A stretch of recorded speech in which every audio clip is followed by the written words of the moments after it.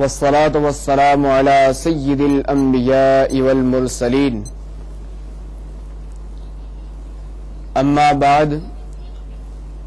فأعوذ بالله من الشيطان الرجيم بسم الله الرحمن الرحيم الصلاة والسلام عليك يا رسول الله وعلى آلك وأصحابك يا حبيب الله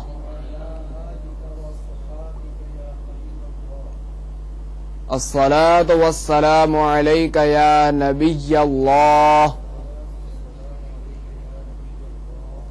وعلى آلك وأصحابك يا نور الله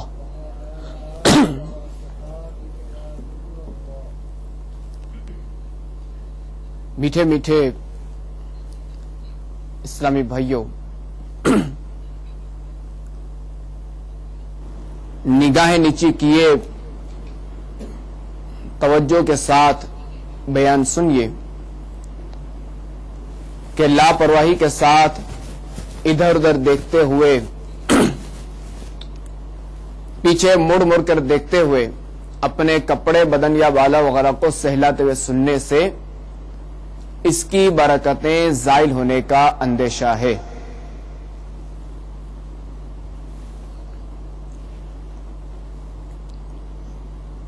امیر اہل سنت، پیکر علم و حکمت، عالم شریعت، شیخ طریقت، آفتاب قادریت، مہتاب رضویت، عامل قرآن و سنت، بانی دعوت اسلامی حضرت علامہ مولانا ابو بلال محمد الیاس عطار قادری رضوی ضیائی دامت برکاتہم العالیہ اپنے تخریج شدہ رسالے قفل مدینہ میں القول البدی کے حوالے سے نقل فرماتے ہیں۔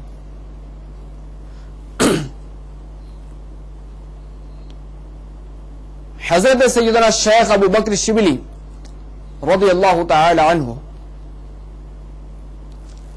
جو کہ سرکار بغداد حضور غوث پاک رضی اللہ تعالی عنہ کے مشائخ میں سے ہیں، آپ فرماتے ہیں، میں نے اپنے ایک پڑوسی کو انتقال کے بعد خواب میں دیکھا تو پوچھا ما فعل اللہ بک، یعنی اللہ تبارک و تعالی نے تیرے ساتھ کیا معاملہ کیا؟ کہنے لگا علی جاہ مرنے کے بعد نہایت ہی خوفناک حالت سے دو چار ہوا، اور خصوصاً منکر نکیر کے سوالات کے جوابات کے وقتوں میں گھبرا ہی گیا تھا، اور مجھے یہ خوف لاحق ہوا کہ کیا میرا خاتمہ ایمان پر نہیں ہوا؟ یکایک ایک آواز گونج اٹھی، دنیا میں زبان کا صحیح استعمال نہ کرنے کے سبب تجھ پر یہ مصیبت نازل ہو رہی ہے، اب فرشتے عذاب دینے کے لیے میری طرف بڑھے۔ اتنے میں ایک معطر اور حسن و جمال کے پیکر بزرگ میرے اور فرشتگان عذاب کے درمیان حائل ہو گئے۔ انہوں نے نکیرین کے سوالات کے جوابات دینے میں میری مدد کی، یوں میں عذاب قبر سے بچ گیا۔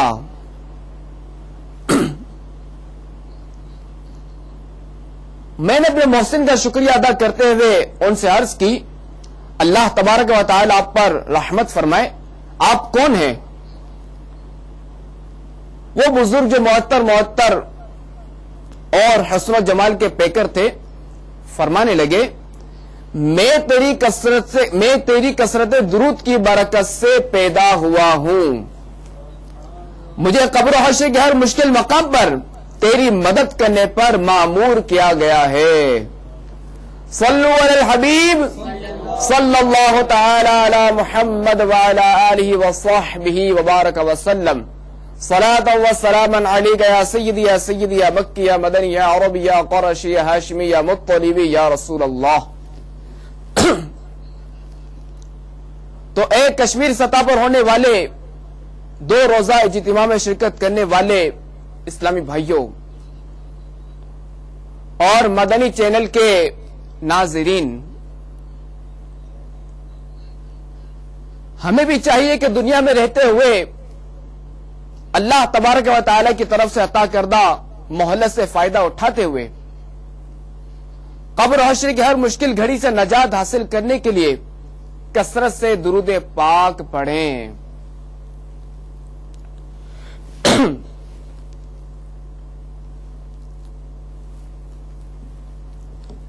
صحیحین یعنی بخاری و مسلم شریف میں حضرت سیدنا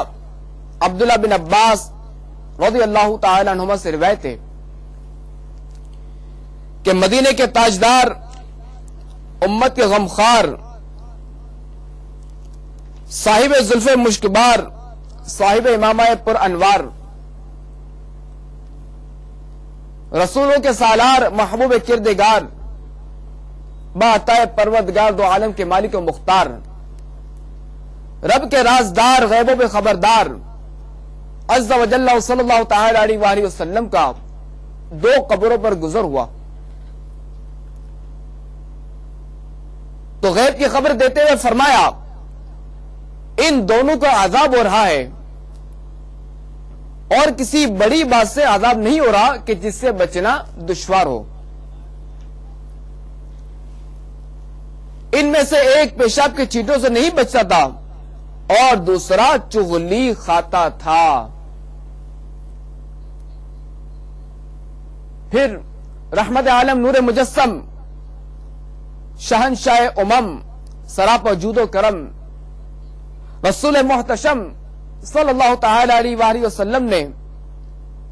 کھجور کی ایک تر شاخ لے کر اس کے دو حصے کیے اور ہر قبر پر ایک ایک حصہ نصب فرما دیا۔ صحابہ کرام علیہم الرضوان نے عرض کی، یا رسول اللہ صلی اللہ علیہ وسلم،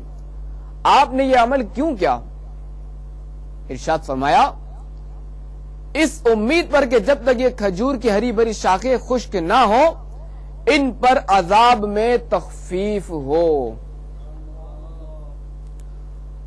صلو علی الحبیب توبوا الی اللہ، صلو علی الحبیب۔ میٹھے میٹھے اسلامی بھائیوں، اس حدیث پاک سے معلوم ہوا کہ چغل خوری اور پیشاب کے چھینٹوں سے نہ بچنا بھی عذاب قبر کے اسباب میں سے ہے۔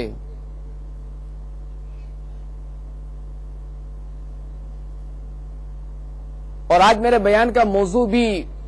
یہی ہے کہ عذاب قبر کے اسباب، تو میں انشاءاللہ عز و جل مزید آگے بھی اسی بارے میں عرض کروں گا اور روایات پیش کروں گا۔ چنانچہ سلطان دو جہاں رسول ذیشاں محبوب رحمان عز و جل صلی اللہ تعالی علیہ وآلہ وسلم نے ارشاد فرمایا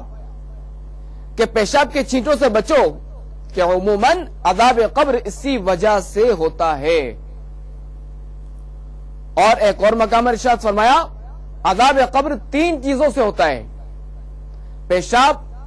غیبت اور چغل خوری۔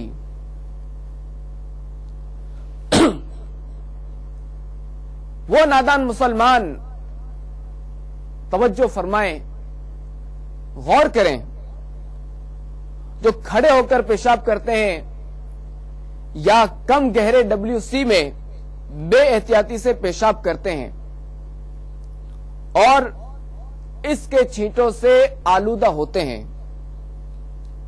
انہیں ان احادیث مبارکہ سے عبرت حاصل کرنی چاہیے۔ اسی طرح وہ نادان مسلمان جو چغل خوری یعنی ادھر کی بات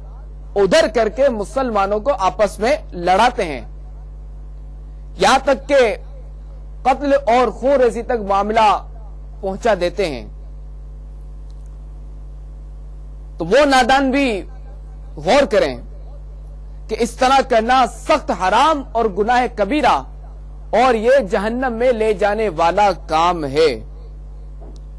اور انہیں بھی اللہ تبارک و تعالیٰ کی بارگاہ میں سچے دل سے توبہ کر لینی چاہیے۔ بدگمانی جھوٹ غیبت چغلیاں چھوڑ دے تو رب کی نافرمانیاں